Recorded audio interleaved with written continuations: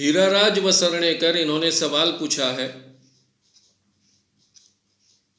भारत के पॉलिटिक्स को व्यक्तिवाद कैसे प्रभावित करता है और क्यों प्रभावित करता है। यह बात तो सही है कि भारत में व्यक्तिवाद का बहुत महत्व है। व्यक्ति से लोग बड़े पैमाने पर इंप्रेस होते हैं, उनके पीछे खड़े होने की क्षमता रखते हैं। जिन ब्रिटिशों ने भारत पर राज किया वे केवल 1 लाख की तादाद में आए। कभी भी एक दिन में 1 लाख के ऊपर भारत में अंग्रेज नहीं थे, फिर भी उन्होंने करीबन 150 साल राज किया इस भारत पर। और जब भारत को छोड़ के गए तब 40 करोड़ की जनसंख्या भारत में थी, यानी 40 करोड़ लोगों पर 1 लाख अंग्रेजों ने राज किया। इसका मतलब ऐसा है कि भारतीय लोग बहुत निर्भय नहीं है। इतना बड़ा अंग्रेजों का साम्राज्य, जिन्होंने अपने बंदूकों के आधार पर, तोपों के आधार पर, शस्त्र के आधार पर, डिसिप्लिन के आधार पर और विज्ञान के आधार पर पूरे दुनिया में अपना साम्राज्य कायम किया, जिनके साम्राज्य में कभी सूरज डूबता नहीं ऐसा कहा जाता था, ऐसे अंग्रेजों को खदेड़ने का काम, इस देश से बाहर निकालने का काम, देश को स्वतंत्रता प्राप्त करने का काम किस फकीर ने किया, जिसके पास कोई शस्त्र नहीं था। एक लठ थी, उसका भी वो कभी मारने के लिए, लड़ाई के लिए उपयोग नहीं करते थे, केवल चलने के लिए उपयोग करते थे। ठीक ढंग से शरीर पर कपड़े भी नहीं रहते थे। ऐसा एक सामान्य आदमी, महात्मा गांधी, दुबला पतला महात्मा गांधी निकला और उसके पीछे लाखों करोड़ों लोग इकट्ठा होते गए।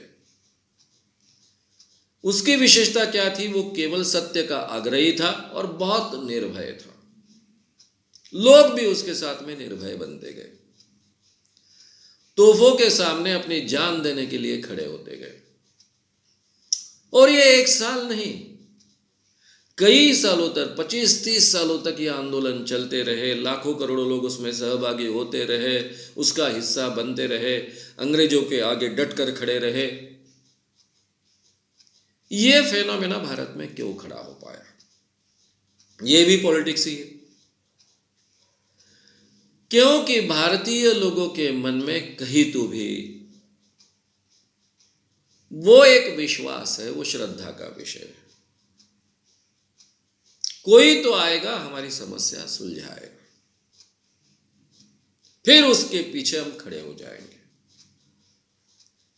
ये जो एक व्यक्ति पूजा का मानस है, वो हमारे संस्कारों का हिस्सा है।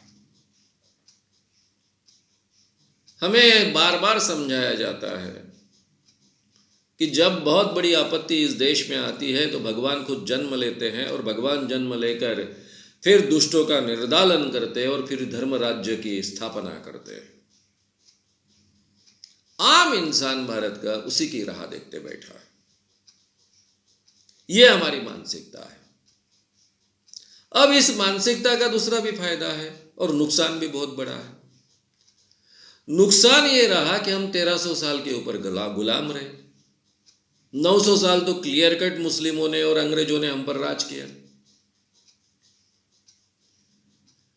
एक समय में भारत में सोने का धुआं निकलता था, ऐसा हम कहते हैं। बहुत प्रगत कल्चर थी, ऐसा हम कहते हैं। वही भारत इतने लंबे समय तक गुलाम रहा।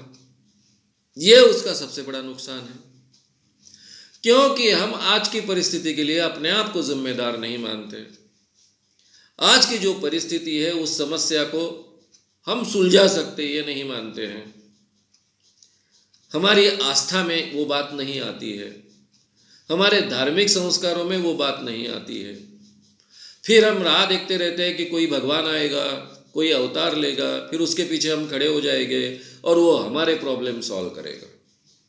ये मानसिकता के कारण व्यक्तिवाद का भारत में बहुत महत्व है और व्यक्ति पूजा को भी बहुत महत्व है।